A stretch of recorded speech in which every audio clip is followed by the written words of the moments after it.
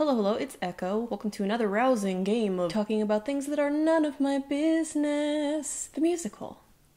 So I want to talk about the Eat Your Sushi situation, or Eat Your Kimchi, depending on at what point you started watching their channel, which was a couple's vlog channel that was run out of Korea and then Japan. It's a channel that used to be run by Simon and Martina. I feel a little bit uniquely qualified to talk about this because I am a content creator here on YouTube professionally, and I'm also a 30-year-old woman, which makes me a slightly older influencer, and also because I'm divorced. That's not a thing I've ever talked about on this channel, and probably never will again after this, because that is from the before times. College was weird for me. Divorce hurts. It took me like a year just to start feeling normal again, so although I joke about it, I have some semblance of what they are going through, if only a little bit. That is a part of my life I just kind of want to put behind me and move on from, and I'm sure Simon and Martina feel the same way. And they were together for a very long time in the public eye, so although I can kind of relate, it's only kind of. Who are Simon and Martina? What was Eat Your Sushi? So Eat Your Sushi, formerly Eat Your Kimchi,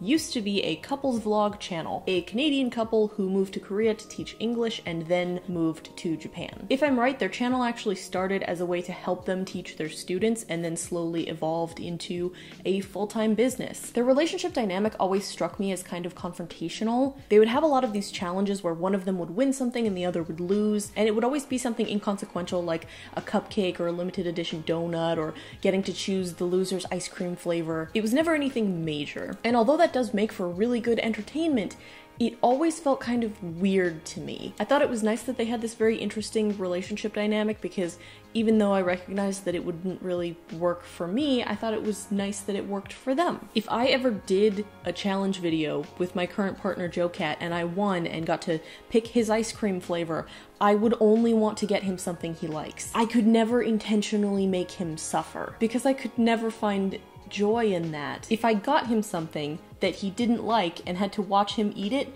it would make me so sad, and then you would just have two sad people on camera and it would be horrible. I don't want anyone to think that I'm saying that our relationship is in any way superior to theirs, because Simon and Martina were together for over a decade and we could end up just like them. People change, relationships change. If you're watching this really far in the future, maybe we're not together anymore. And that's fine. Relationships evolve, and sometimes people grow apart. It was just that aspect of their relationship that always struck me as a little bit odd. There's this really incredible TikTok by Abraham Piper that I'm sure some of you have already seen, but it talks about how couples that stay together long term tend to exhibit supportive behavior. I'm just gonna play a section here. In 1990, psychologist John Gottman set up a lab to feel like a lovely bed and breakfast, then brought in couples to watch how they interact. Over the course of his research, he found a single action that he could literally just count and then predict with 94% accuracy whether a relationship would remain happy. When one partner says, "Oh, that's a beautiful bird outside," does the other partner respond with something like, "Wow, that is beautiful"? Or do they blow their partner off and ignore the bird? It's a tiny moment, but that's what makes them important because there can be so many of them. They pile up. Gottman famously termed these interactions bids. We're asking for a small connection. How's our partner going to respond? And he discovered that couples that would later split up only turned toward each other 33% of the time. But the couples that made it, for the several years he was testing anyway, 9 out of 10 times. Point being, when the love of your life points at a bird, look at the fucking bird. It's the small things that create connection. I'll link the whole TikTok in the description if you want to watch it. It's really good relationship advice in general, so if you are in a relationship or you want to be in a relationship, I highly recommend watching it. As soon as I saw it, I immediately sent it to Joe because I was like, you do this all the time, and it just makes me love him so much. Okay, so let's recap the whole situation just a little bit. So Simon and Martina used to have 2 pets. There was Spudgy and Memers. These animals are like their children, so they're very relevant to this story. Spudgy was an adorable elderly potato of a dog. He passed away while they were still together in Japan. They had talked about how they were potentially getting another dog. A lot of people in the community suspect that Martina wasn't really ready to get a new dog, but Simon was very excited to get a new dog. At some point in the middle of 2020, peak pandemic, they stopped posting videos. I want to point out that their channel is very food and travel based. They make a lot of videos about restaurants that you can go to, places you can visit while you're in Japan, so it was kind of understandable that in the middle of a pandemic that they would stop posting videos because they couldn't go to restaurants, they couldn't travel, they couldn't do the things that they would normally do for their channel. It was understandable that they stopped posting content. The community was aware but didn't really think that much of it. And then in August of 2020, Martina posted a video stating that they were moving back to Canada, and Simon posted a video introducing his new dog. You may have noticed I said they individually posted videos, and Simon said his dog. This is where everything in the community started getting a little weird, because they posted videos independently from very different locations. After that, Martina posted a video going to a Canadian grocery store, and then about a month later posted a video going to J-Town. Because their videos are very Japan travel related, a video going to J-Town in Canada is kind of adjacent to their normal content. There was a lot of speculation, maybe they were just going to visit their families independently while they were in Canada. Nothing had been said yet. However, the community was very ripe with speculation, and so everyone was just kind of like watching anxiously because nothing had been said, and it was weird. I'm sure Simon and Martina were going through a lot behind the scenes, and they just didn't want to address the situation publicly yet, and that's completely understandable. And then a month after that came the "What Happened to Simon" video. You could tell that something was weighing very heavily on him. He just looked like he was going through a lot. He spoke very slowly, very softly, he had lost a lot of weight. Seeing all of these physical and behavioral changes suddenly was very jarring and kind of worrying. After a couple months of just Martina posting fairly normal videos, they officially announced their divorce on Instagram. It was enough of a public place so the people who were within the fandom and community could understand the context without needing to broadcast it to a larger general audience. I believe this is also around the time that Martina made her own personal channel, King.kogi, and officially announced it on their main YouTube channel. In general, the community was very respectful of their privacy. Everyone on the Reddit was kind of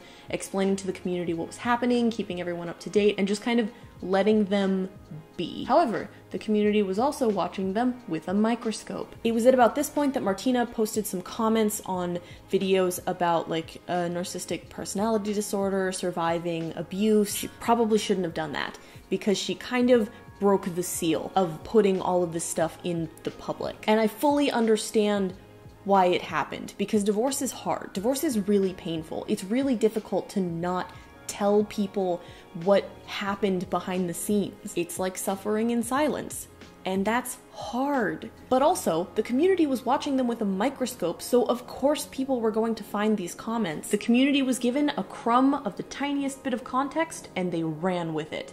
I don't know Simon, I don't know Martina, neither do you. This is a parasocial relationship we have with these people. And although I'm more inclined to believe Martina because I relate to her in certain aspects of this situation, it's important to remember that these are just people going through a really traumatic situation, and we don't know them. Part of the reason I think so many members of the community turned against Simon was because when people started to question his behavior based on what Martina was saying, rather than explain further, apologize, discuss with Martina about these comments, he instead started blocking people and deleting comments on YouTube and Instagram, which is not a great look. That's just like PR 101. If you want to make yourself look like a bad guy, that's what you do. It's their space, they can choose who interacts with it, and I am all for muting and blocking people who disrespect you within your own community.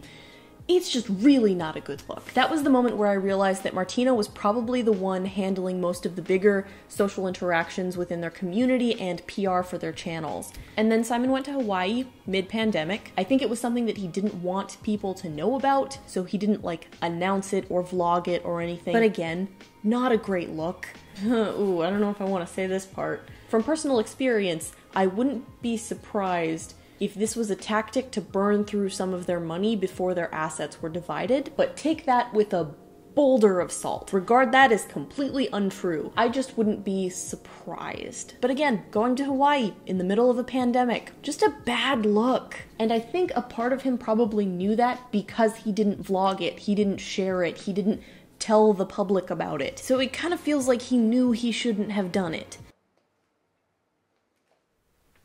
Okay, where was I? So they both started doing their own projects. Martina started her own personal channel with all new branding, lots of like chill music, and it's still like within the Eat Your Sushi kind of vibes. In other words, it's something that appeals to their core demographic. Simon started a wellness podcast behind a Patreon paywall, which was very strange. It was a very strange choice. Like, their community is built on fun, wacky Japan vlogs with like a little bit of like chronic illness and mental health, not mental health advice from a person who is currently going through a trauma. He's not a mental health expert, he's just a mental health haver like the rest of us. I don't know, it was just kind of weird. And then Simon made Simon's side of the story, and uploaded it to their main channel. Simon is not good at public relations. He just isn't. Just from an influencer being in the public eye standpoint, bad move. My guy, real bad move. I don't think anything could have made him look worse than this video. He made this video as a response to Martina's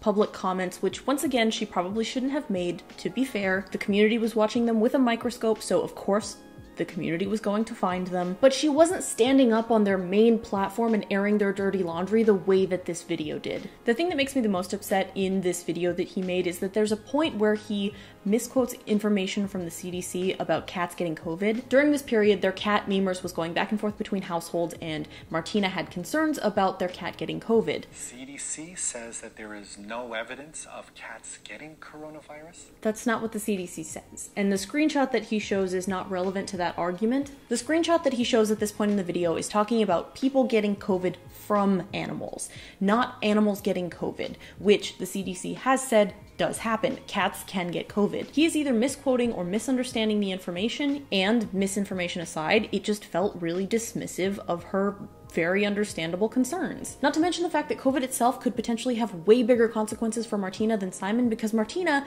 has a chronic illness. She has EDS, Ehlers-Danlos syndrome. It's a connective tissue disorder. Essentially, her joints are dissolving very slowly all the time. So that's fun. A couple months ago, Martina moved back to Japan. She has been continuing the Eat Your Sushi content along with her new channel, King.kogi, which is slowly approaching 100,000K. She's doing great. She's gonna be fine. I feel like the issue with Simon is that he desperately wants to be taken seriously, while Martina is this fun, free spirit, and that gets reflected in their content. But their brand was built on that fun entertainment, and so Simon alone doesn't necessarily have that same appeal to their community. He just uploaded a video to their main channel talking about how he finally made his own personal channel, which is good. He should have done that from the start, but it's this weird hour-long slideshow of stock footage with him talking over it for like an hour about a book he read, and it's like a book club thing, which there is a market for on YouTube, but it's not their community. If he wants to make this style of content, he's gonna be starting from the ground up, because the community did not come for serious book stuff. They came for travel and food and fun, and that's what Martina continues to offer. It was also weirdly praising of Elon Musk. Just want to throw that out there. Made me a little uncomfortable. He wants so badly to be taken seriously, and so he comes off as this weird, self-aggrandizing individual rather than a relatable equal. Simon is like 2 steps away from becoming a crypto bro. Give it like 2 months, he's gonna start minting EatYourKimchi NFTs. There's a lot of things in this situation that we just don't know because we are not these people. They are not our friends. They are strangers on the internet. And really, this is none of our business. Or at least it shouldn't have been. I really do wish them both the best. Don't be mean or negative to either of them. If you don't like what one of them is doing, then just go follow the other person's content or drop it all and nope out of the situation. Either one is fine. If you are watching content that is making you unhappy, stop. Go watch a Mikan video or Charla or something. Happy Fun Japan vlogs. Mikan just uploaded a video going through all of her dresses. It's very cute. Fun Japan vloggers. Also, just in case you didn't know, there is a Chewy plush available. Isn't they cute? But only for like a super limited time. And then he's going away forever. Chewy, you're thrown off the white balance. So if you want to get your own little Chewy plush, definitely do that soon because you are running out of time. This video got way too long. I'm gonna give you 1,000 awesome points for making it all the way to the end. I hope that you have a wonderful rest of your day and that I will see you later. Goodbye.